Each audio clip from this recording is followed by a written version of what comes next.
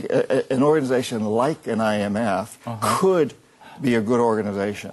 You know, you could use that money, but the culture within the IMF today is one that comes from this background of exploitation, of taking control of people and economies for very selfish reasons to serve this secret empire, if you want to call it that. So we should beware of with the IMF. Absolutely. Should we kick them out? Send it packing. Send it packing. Yeah, right. Yeah. Yeah, or, you know, send it packing. And because in every case where countries have gone along with IMF policies, it's caused tremendous disruption. Back in the Asian economic crisis in the late 1990s, for example, those countries that bought into the IMF all had terrible financial problems. Those ones that refused the IMF programs did quite well.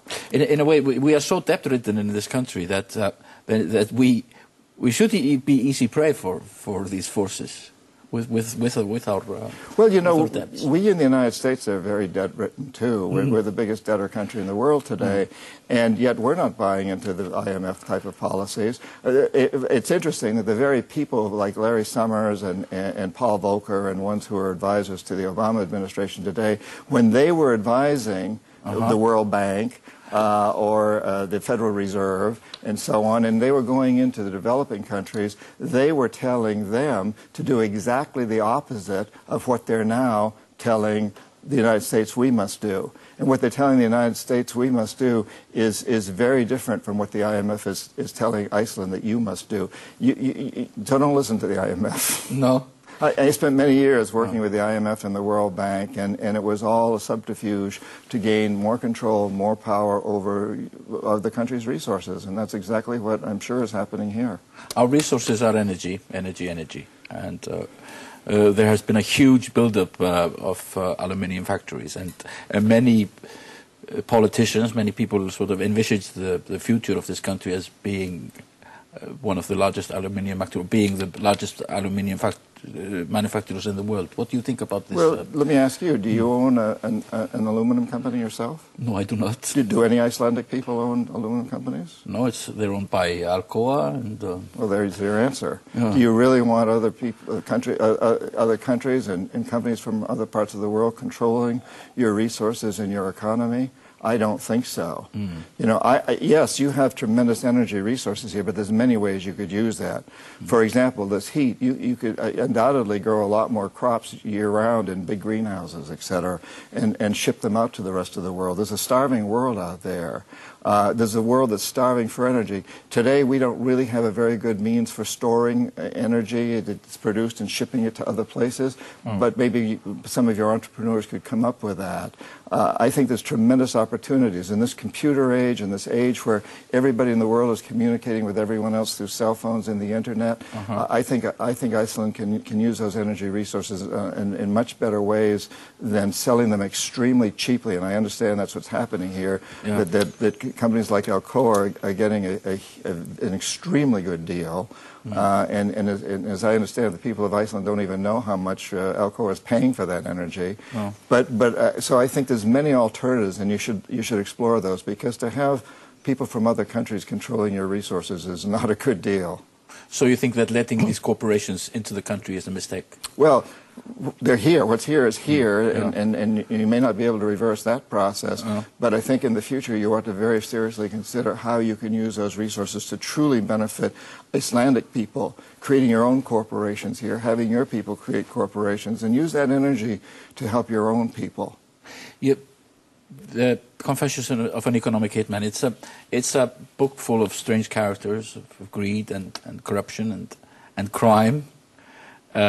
Some people would say that these are wild tales. Are they? Well, they're all true. They're all true. They're all true. They may be wild, but they're all true. Yeah, I wish they weren't true, but unfortunately, that's the way the world goes. And in fact, everybody, all the major characters in the book are historical characters that anybody can do research on, whether it's Robert McNamara, president of the World Bank, or the Shah of Iran, or Omar Torrijos, or Jaime Roldos of Ecuador. I mean, these people are all of the record, so sure. So do you think really that Iceland was hit by this type of people, economic hitman? Every indication is that you have been, It's a slightly different breed from what I was doing in the developing world, but it's a very similar approach. Yes, it certainly appears that way to me. I have no doubt about it. And in fact, the United States is also being hit by people like this in a slightly different way, too. The economic hitmen are more sophisticated today than they were in the 70s when I was one of them. Yes. But the basic approach is the same. Yeah. But it's also a history of, like in your other book, The Secret History of the American Empire, it's a history of imperial conquest of Iraq or Guatemala, different countries where the U.S. was forwarding its interests. Well, you know, and I mean, I was there. I was in the trenches. I lived that life. I saw it very much from the inside. I'm also a trained economist. I could understand it from an economic standpoint. But, you know, what we see is that when the economic hitmen fail, and I mentioned the scenario of the way we work, when we fail, which isn't too often, but then what we call the jackals go in, and these are people that will either overthrow governments or assassinate their leaders. So when I was unable to bring Jaime Roldos, the president of Ecuador, around, when he would not accept these loans for his country, and Omar Torrijos of Panama, they were assassinated by CIA-sponsored jackals.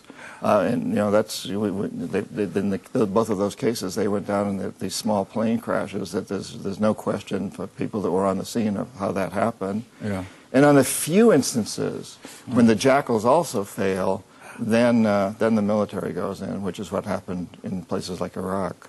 Yes. So this is a brutal history. It's a very brutal history. It's an extremely brutal history. And, of course, the leaders of every country that are involved in this have to be aware that there are brutal people in the background. If they don't cooperate with the system, there's a risk there. That's why it has to really come from the people. We can't expect the leaders of countries, including the United States. Barack Obama has to be concerned. He has to be aware that there are menacing people there. He has to be very careful. It's got to come from the people.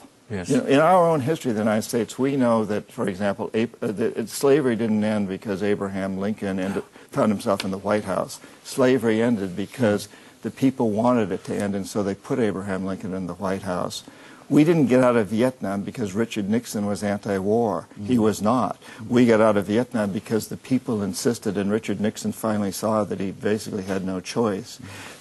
Always it comes from the people. We can't look to our leaders to have the kind of courage or even the ability to force change unless we, the people, insist upon it. So here in Iceland, you, the people, have to insist that your resources belong to you. This is your land. You live on it. Your ancestors for hundreds of years have been here on this land, taking care of it. And now you must not sell your resources off to others and allow yourselves to be exploited this way.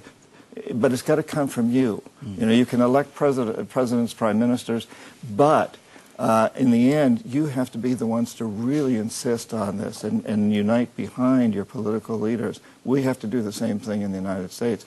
And so far, we're not doing a very good job at it. We have a new president, but the people aren't really getting strongly behind him at this point. I hope that changes. Do you think the current crisis will change the situation in any way? That it will be a wake-up call, or definitely it is a wake-up call. I've been traveling around the United States and Latin America, talking ever since Confessions came out in late 2004. Almost, you know, for a long time I've been speaking at universities, at MBA programs, to people in the general public, and I've seen a tremendous change in attitude in the past 4 years. People are becoming more aware. There's a lot of movies out like Syriana and Hotel Rwanda and Blood Diamond and Zeitgeist. You were in a Zeitgeist too. Yes. Yeah. So there's a lot of information that's getting out there. This Dreamland, the movie that's coming out here. I mean, there's so much going on in the world now that are exposing this. I think people are becoming more conscious. Now we have to have the courage to not just be conscious, but also take actions and defend what's rightfully ours. This land is yours. John Perkins, thank you very much for being on the program. Þetta verður sýnt með texta hér í kvöld og verður svo texta líka á netinu en eins fljótt og hægt er. Ég þekka ykkur fyrir að horfa í dag. Það engin þáttur á páskadag, þá smá frí en ég tek aftur til óspiltra málana sunnudaginn eftir páska. Takk fyrir að horfa.